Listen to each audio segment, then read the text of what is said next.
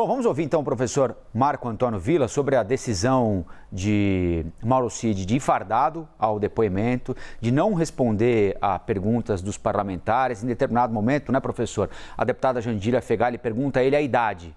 Ele também se recusa a responder e aí ela diz, olha, ele está desvirtuando o direito ao silêncio e agora o presidente da CPMI, Arthur Maia, prometeu consultar o Supremo Tribunal Federal para saber se ele usou ou não adequadamente o direito de não produzir provas contra ele próprio. Qual é a avaliação que o senhor faz da sessão de ontem, professor? Bom dia.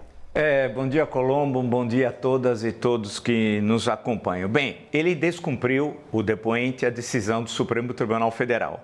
A ministra Carmen Lúcia deixou bem claro, eram questões que envolviam que podia incriminá-lo, nesse caso ele não responderia, mas a idade eu creio que não incrimina ninguém, filhos e etc. Em suma, foi um enorme desrespeito à CPMI e o presidente da CPMI, Arthur Maia, deveria naquele momento, ter tomado as providências necessárias, ou seja, comunicar-se imediatamente com a ministra Carmen Lúcia para um devido esclarecimento em plena sessão, transferir os esclarecimentos ao senhor depoente, se for o caso, mandar prendê-lo. Né? Porque, nesse caso, se ele estava violando uma decisão do Supremo Tribunal Federal e desrespeitando a instituição, é possível, estou com ela aqui, sempre com ela, como o Marechal Dutra que guardava o livrinho, a Constituição no bolso, estou com ela aqui, o artigo 58, parágrafo 3º, só vou ler um trecho, evidentemente, ela é criada por requerimento para apuração, a CPI de fato determinado, né?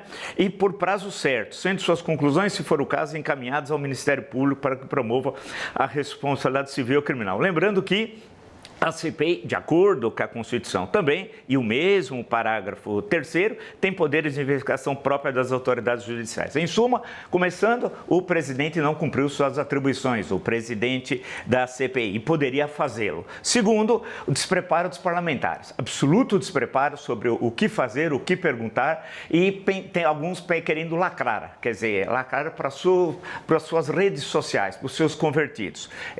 Se a CPI continua assim, não vai servir para absolutamente nada. Terceiro, é indigno de um oficial do Exército Brasileiro, treinado para defender a nossa pátria, se manter em silêncio, como ele fez.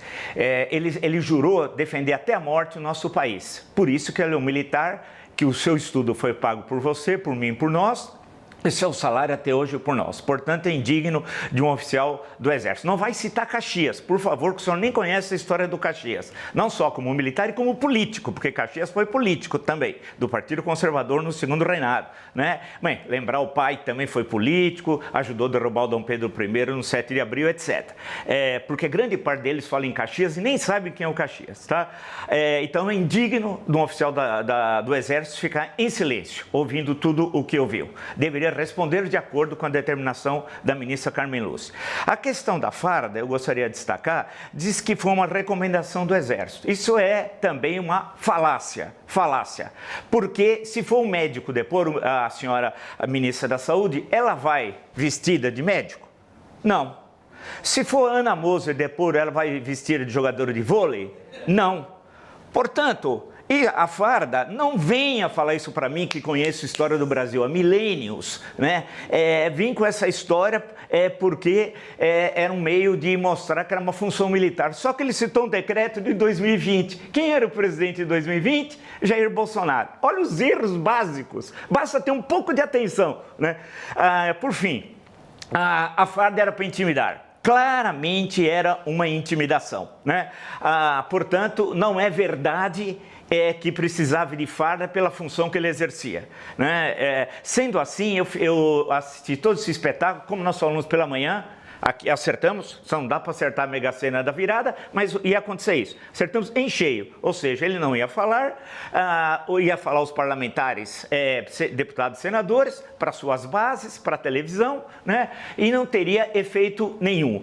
O advogado dele, do senhor Mauro Cid, certamente o orientou a fazer isso. Se eu fosse o advogado dele, provavelmente falaria a mesma coisa. Não sou advogado, sou historiador. Porém, a questão é que ele não é um civil, como você, como eu, mas como muitos que nos acompanham. Ele é um oficial militar do Exército Brasileiro.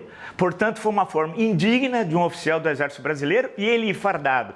e não responder sequer a sua idade, os seus filhos, ele desrespeitou a instituição Legislativo Federal, a CPMI deveria sim, porque pode, ser preso. Já teve casos, eu não vou contar todos aqui, de CPI, de que foi solicitada a prisão de depoente. E não é com o instrumento que ele tinha da ministra Carmen Lúcia, porque ele estava rompendo com aquele instrumento, estou usando uma expressão mais vulgar, não jurídica, rompendo com aquela determinação da ministra, que era para não responder sobre assuntos que o incriminavam. Portanto, ele desrespeitou o Supremo Tribunal Federal e o Congresso Nacional. E vimos uma situação absolutamente patética, ridícula e mais, por fim, desrespeitou o Exército brasileiro. O Brasil não merece ter como oficial esse senhor, que não vai ter mais carreira no Exército, certamente, por tudo que fez, né? E eu lamento, nós vamos ter que pensar muito no futuro, com todo respeito, eu estou para em Brasília em agosto, um pessoal lá do Exército me convidou, mas para discutir qual é o perfil do Exército nessa nova conjuntura. Irei sim, desde que acerte aqui com a CNN no dia, para colocar minha opinião como historiador, como estudioso e como alguém que respeita a história do Exército e respeita a democracia e o Estado Democrático de Direito. Foi lamentável o que ocorreu ontem.